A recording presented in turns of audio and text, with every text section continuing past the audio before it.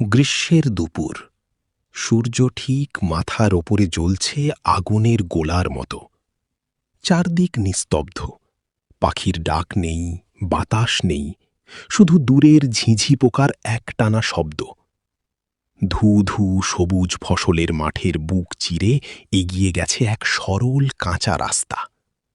সেই পথ ধরে হেঁটে চলেছে এক লোক, নাম তার রাশেদ। রাশেদ এই অঞ্চলে নতুন, কাজের খোঁজে শহর থেকে এসেছে, কিন্তু পথ ভুলে এখন এই নির্জন মাঠের মাঝখানে এসে পড়েছে। মাথা ঝিমঝিম করছে, তৃষ্ণায় গলা শুকিয়ে কাঠ। হঠাৎ দূরে একটা বড় গাছ চোখে পড়ল, মাঠের মাঝখানে একা দাঁড়িয়ে আছে। ওখানে গেলে একটু ছায়া পাব, মনে মনে ভাবল সে। আশায় বুক বাঁধল রাশেদ। ধীরে ধীরে পা বাড়াল গাছটার দিকে। যত কাছে যায় তত অদ্ভুত একটা অনুভূতি তাকে ঘিরে ধরে। চারপাশের গরম হঠাৎ যেন একটু কমে গেল, কিন্তু সেই ঠান্ডায় স্বস্তির বদলে একটা অজানা শীতলতা। গাছটার নিচে পৌঁছে সে হাঁপাতে হাঁপাতে বসে পড়ল। বিশাল গাছ, ডালপালা ছড়িয়ে আকাশ ঢেকে রেখেছে। আশ্চর্যের বিষয়, এত বড় গাছ, অথচ একটাও পাখি নেই, একটা পাতাও নড়ছে না। অদ্ভুত তো, ফিসফিস করে বলল রাশেদ। ঠিক তখনই সে শুনতে পেল একটা মৃদু কণ্ঠস্বর, এখানে বসো না। রাশেদ চমকে উঠল, চারদিকে তাকালো, কেউ নেই। কি, কে ওখানে? কাঁপা গলায় জিজ্ঞেস করল সে। কোনো উত্তর নেই, শুধু নিস্তব্ধতা। সে ভাবল, হয়তো কল্পনা। ক্লান্তিতে মাথা ঘুরছে, চোখ বন্ধ করল একটু বিশ্রামের জন্য। হঠাৎ আবার সেই কণ্ঠস্বর, এবার একটু জোরে, চলে যাও, এখনই চলে যাও। রাশেদের বুকের ভেতর থক করে উঠল। এবার সে স্পষ্ট শুনেছে। উঠে দাঁড়াতে গিয়ে দেখল তার পা যেন মাটির সাথে আটকে গেছে। এটা কি হচ্ছে? আতঙ্কে চিৎকার করে উঠল সে। গাছটার ছায়া যেন ধীরে ধীরে তাকে ঘিরে ধরছে। ডালগুলো নড়ছে, কিন্তু বাতাস নেই, যেন জীবন্ত কিছু তাকে জাপটে ধরতে চাইছে।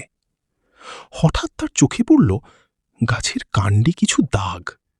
ভালো করে তাকাতেই বুঝল, ওগুলো দাগ নয়, মানুষের মুখের মতো বিকৃত আকার, যেন অসংখ্য মানুষ কাণ্ডের ভেতর থেকে বের হতে চাইছে।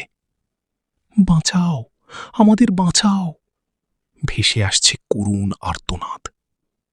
রাশেদ বুঝতে পারল, এটা কোনো সাধারণ গাছ নয়, এটা অভিশপ্ত।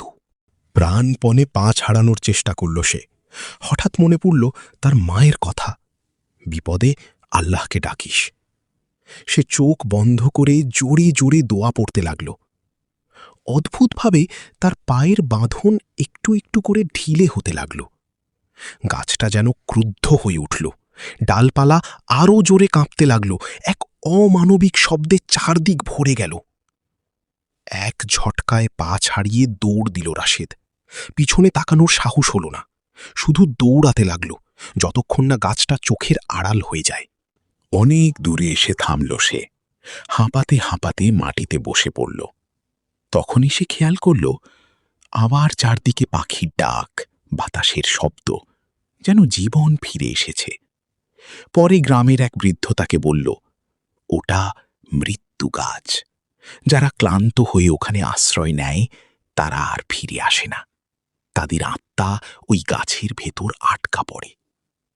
রাশেদ নিঃশব্দে আকাশের দিকে তাকাল।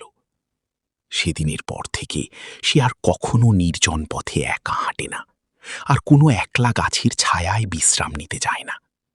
কারণ সে জানে, সব ছায়া আশ্রয় দেয় না, কিছু ছায়া গ্রাস করে।